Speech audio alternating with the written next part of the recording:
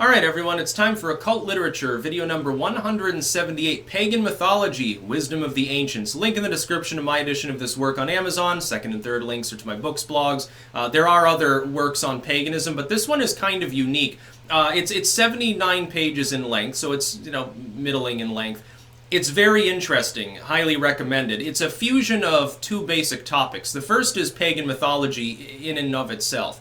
The tales about, like, here's how Venus was born, here's the story of the origin story of Jupiter, or how Bacchus came to be, like, lord of the dance, so to speak, within this mythology. It's Greco-Roman, that's what's being looked at.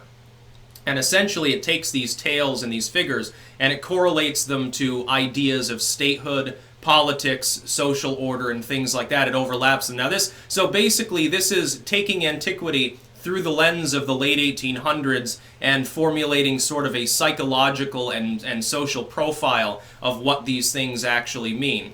Going beyond, and it goes beyond like the Sigmund Freud style sort of analysis of some of these ancient legends. Oh, everything's like, a penis, basically. This is a little bit more deep and maybe a little bit more true than that.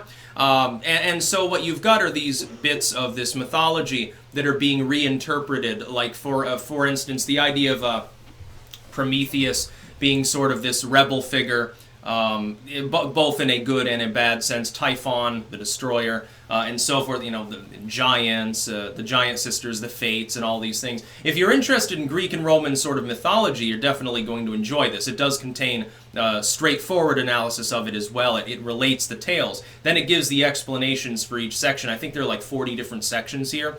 So it's quite in-depth, decent in length. I liked it a lot. Like, again, this is one of those works where when I'm editing, I'm actually enjoying the read as well. And that's not always the case. Some of it is just, well, this is, my job. I edit books. With this one, it's more interesting. It's like flower lore. When I'm reading through it, because I'm uniquely interested in the topic, it's a different story altogether than some of these things that I edit over time.